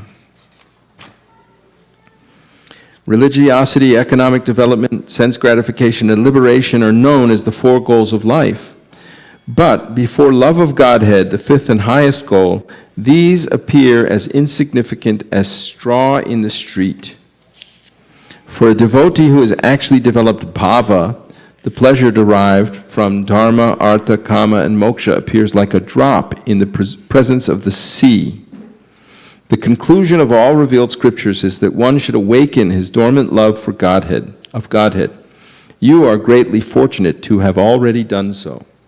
It is a characteristic of love of Godhead that by nature it induces transcendental symptoms in one's body and makes one more and more greedy to achieve the shelter of the lotus feet of the Lord.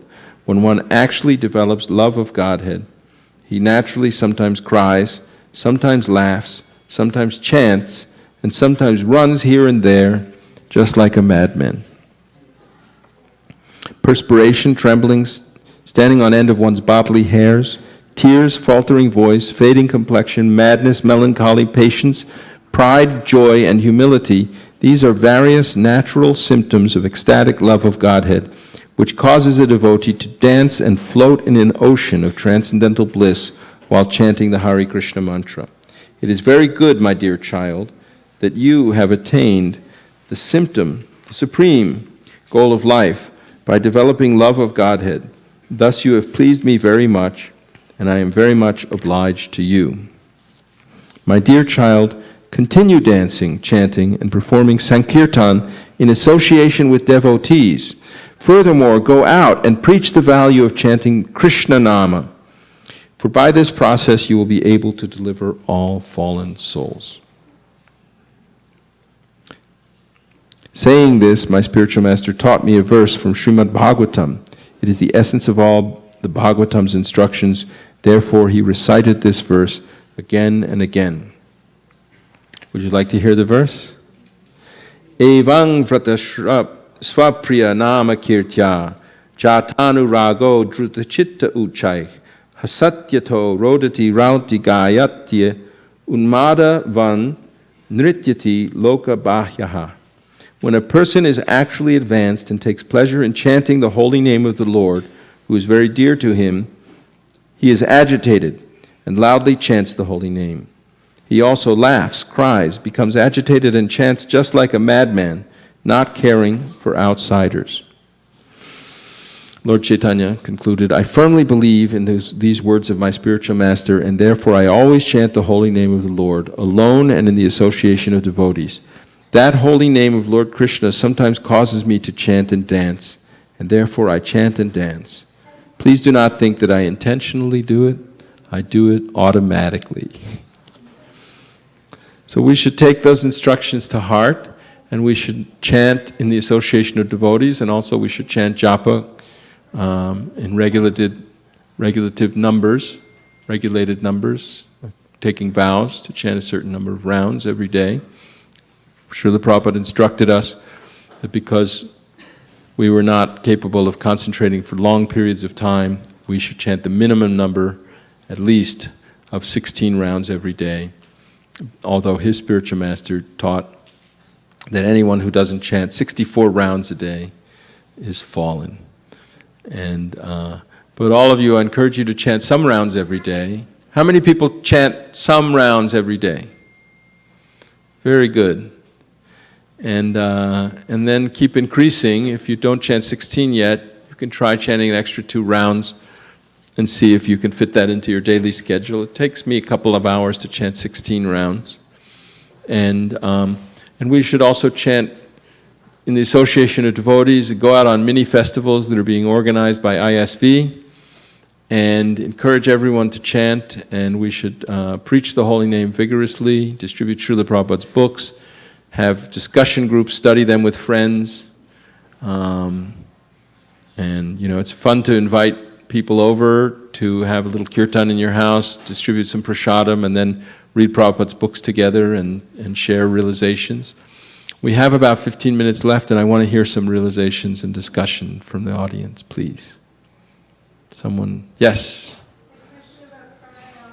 Yes, just a second, get a microphone because we have people watching online and it's recorded for video.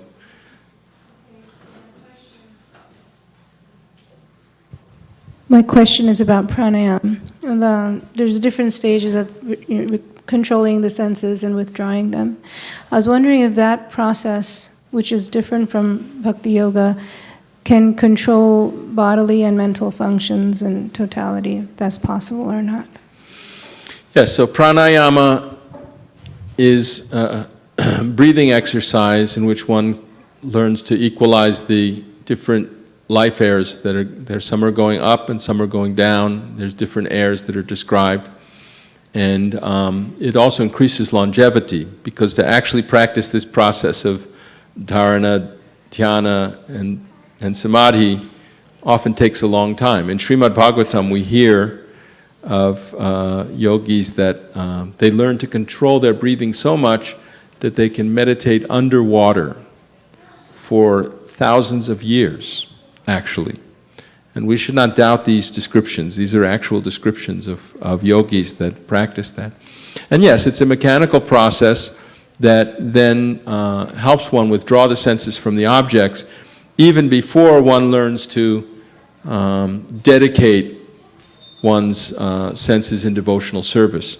Therefore, there's a danger in the process, and the danger is that because one can control the mind so well before one is completely in love with Krishna and completely dedicated to serving Krishna, that one may become attracted to the mystic opulences that are achieved, the siddhis, like being able to become very big or very small, or being lighter than air, walking on water, or floating in the air, being able to take things from very far away, being able to even bring people under your control. And there's different powers that one develops by these mystic processes. And you were here from the beginning of the lecture. You know the story of Durvasa Muni. He had all these powers, but he was defeated by the devotee, because Krishna himself, even though the devotee is not interested in exercising any mystic powers, Krishna himself wants to please the devotee because of the loving relationship.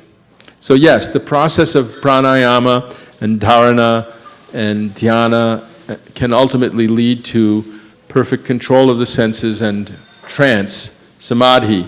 And in trance, as Krishna describes, then one can perceive with one's own internal spiritual senses the Supreme Lord, Paramatma, the personality of Godhead, and enjoy great, great happiness. And then, if one is progressive, one recognizes that if one is making progress, one recognizes that Paramatma is the personality of Godhead and develops a personal relationship. Instead of just seeing that, sometimes the yogis see the personality of Godhead, but they're still confused over whether the Paramatma is them, that is identical to them, or is another person. But if they make progress, they understand that He's the Supreme Personality of Godhead and they're the servants, and that He has His own personality, His own wants, desires, things that please Him, and He's pleased with the loving relationship of the devotee. And at that stage, this very advanced yogi then becomes a very advanced devotee. So the process works, and that's why it's a recommended process, but it's very difficult to do in this age. And so it's not recommended for us, whereas we have to chant Hare Krishna or we'll be goners. And chanting Hare Krishna works, but if we do it correctly, we also should enter into that same trance or samadhi. We should be able to see the personality of Godhead face to face through progressive stages of remembrance of Him. Our remembrance becomes constant, and then it becomes concentrated, and then we can actually see our spiritual identity in the spiritual world, and we can take shelter of His associates in the spiritual world for further instruction on how to behave among the eternal associates of Krishna without making any offenses, or without mixing rasas improperly and so forth. It's a very fine, subtle science. So it's a long way from the beginning of just having little faith and associating with devotees to actually completely falling in love with Krishna in prema and being able to associate with Krishna and His associates in perfect trance. That is, pure devotees, they're living on two levels at once. they can go on doing the things that they're doing, pushing on the Sankirtan movement, translating books, initiating disciples, and preaching and stuff. And at the same time, they have their internal reverie, where they're always thinking about Krishna, and that bhajan is always going on, which is eternal. It doesn't ever stop. The pure soul is really serving Krishna constantly in the spiritual world with spiritual senses, with a body surcharged with spiritual feelings, living in Vrindavan or at the banks of the Radha Kund. That's the spirit soul's actual identity. But we can go on, until we realize that identity, and even after realizing that identity, we can go on as devotees in this world, chanting our japa, selling books, managing temples, raising donations, and all those other things. Does that answer your question? Thanks. Yes, we have one here and then one here.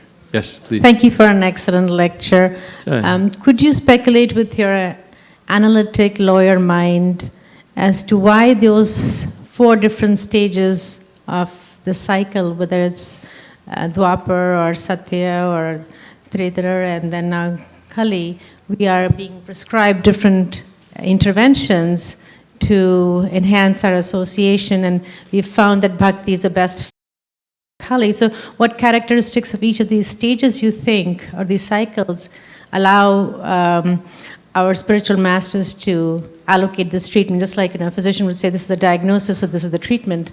And what are those traits and what is the fit? Why do you think? Could you speculate, please, or give us some ideas? Wow, Bindya, you've asked me to speculate. My spiritual master told me not to speculate. Well, then analyze and let me know what you think. I'm glad to see, until I heard your voice, but my eyes have gotten so bad with cataracts that I didn't know you were sitting there. Then I heard your voice, says, oh, that's Bindya. I'm glad you came here. Thank you, and thanks for your question. So, apply my analytical mind and speculate. I'd rather try to repeat what I've heard in disciplic succession. And the different, we take birth sort of where we belong. Krishna says in Bhagavad Gita, yang vapi tyajatanti kalevaram, whatever state of being that we've attained at the time that we quit our body, that state we attain in our next life. And so we've taken birth somehow in Kali Yuga with these short lives, dull intelligences. What's the Kalavasmin Yuge Janaha, in the first chapter of the first canto of Srimad Bhagavatam, Prayena Payasha Mandak Sumanda Matayo Manda Bhagya Hupadritaha. These are the qualities of people in the age of Kali Yuga. And so, nevertheless, it's the proper fit. We've taken birth in the proper place for us. In the different ages, people lived a longer time. They had better sense control, better memories, better intelligence, a larger bodily stature. And it's not that they couldn't also chant the holy names of the Lord, but that it's a special mercy given by the Lord when He sees the fallen people of Kali Yuga, that He gives them, Lord Chaitanya comes and He gives it very easily, that you can get the highest thing that you can't even get other times. It's Krishna Prema. Actually, when I was in Mayapur this February, I think February or March, I think it was February, one devotee was giving a lecture, and he was Brajendra Nandana was giving a lecture, and he was talking about the Shishupal, and how Shishupal and Dantavakra were killed by Krishna, and these were really the 3 lifetimes as demons by Jai and Vijay had come, and they became Shishupal and Dantavakra, and then they'd become Kumbhakarna and Ravana, and then they became, before that, they were Hiranyakashipu and Hiranyaksha. I'm sorry, I said it backwards. The last life was Shishupal and Dantavakra. First Hiranyakashipu, then Ravana, then Hiranyakashipu. So I said, well, we've heard that they came again as the 2 rascals in Navadvip, Jagai and Madhai, and became devotees. But the story says that they only took 3 births as demons, so why did they come again?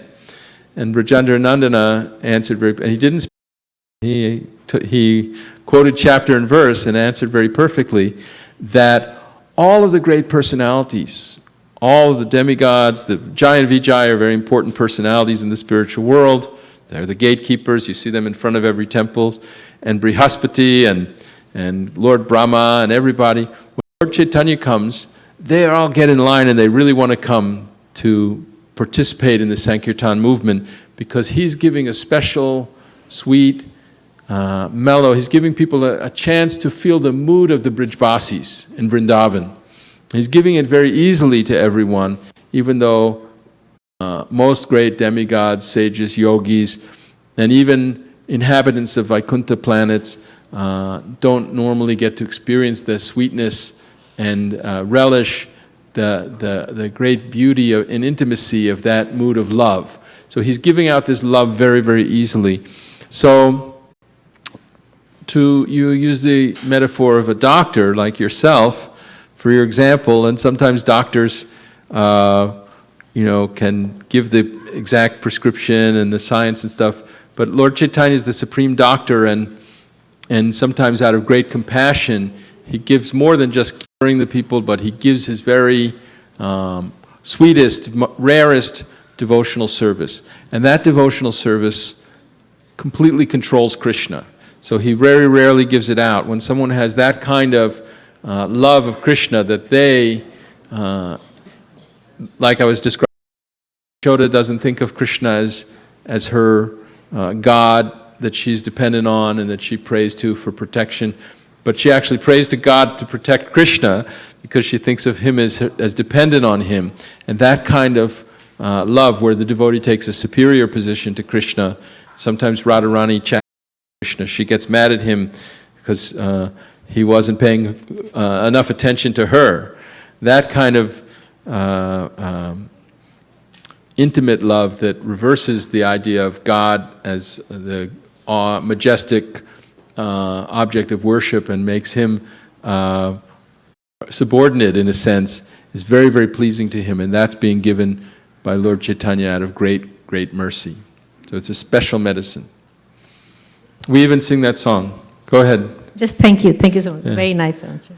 We even sing that song where Krishna Chaitanya says, Eneche Oshodhi Maya Nashi Baralagi Harinama Mahamantra Lao Tumi Magi. Bhaktivinoda Thakur says, he says, I've come to give you this drug, this herb or the special medicine for the disease of ignorance that you're suffering from, and it's the Mahamantra, now take it.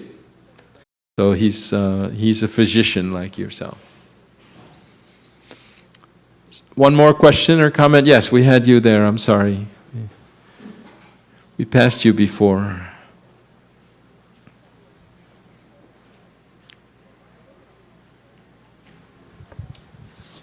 Hari Bol Prabhu. Hare Krishna. Nice lecture. I was just trying to comment on that pranayam question that was being asked. Oh, good. So before association with Krishna consciousness, I used to read a lot of books on yoga, Ashtanga yoga and all that.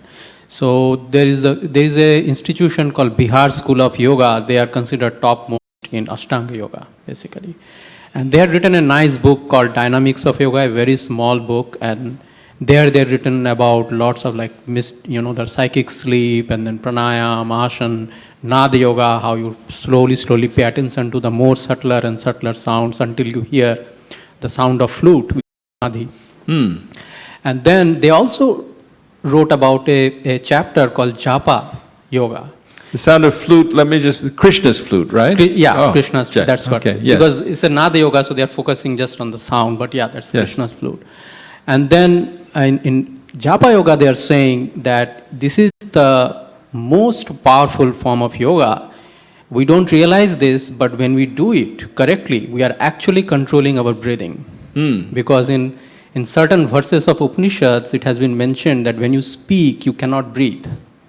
Just like when you string a bow, you cannot breathe. So when you are doing japa correctly, in one breathing you do more and more japa as through practice. You should not artificially do it. But as you practice, you will see in one breathing cycle, you will do more and more japa. You are actually moving towards that stage of pranayama. So that's a good point, that japa is actually doing pranayama as well. Yeah. I was doing that the other day. I was in the dentist's chair and they had my mouth open, and then I realized I had to breathe through my nose while my mouth was open, and it was like I had to consciously remember to do it because it was different from the way we ordinarily do it. But yes, when we're chanting, we're not breathing, and we become so excited and happy by the chanting that we regulate our breathing very, very nice, and we slow down our breathing by chanting. I've actually heard from authorities that we actually have a certain number of breaths to breathe in our lifetime. It's already fixed. When we're born, we have a certain number of breaths to breathe. And that after we've, the counting is counted off and we've breathed our last breath, then we have to leave.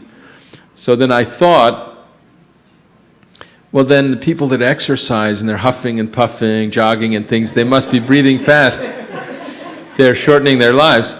But the answer I found out is that no, even though when you exercise you get cardio and you increase your breathing, but then the remainder of the day, because you've done that exercise, you breathe more slowly and steadily, whereas if you get overweight and out of shape and everything, you start to have short, choppy breathing and things like that, and so it ends up you breathe more the other way. But anyway, that we've reached the end of our time, so let's all chant Hare Krishna one more time. Hare Krishna, Krishna Krishna, Hare Hare, Hare Rama, Rama Rama, Hare Hare. And now please join in the beautiful ceremony of Lord Gaurachandra. Hare Krishna.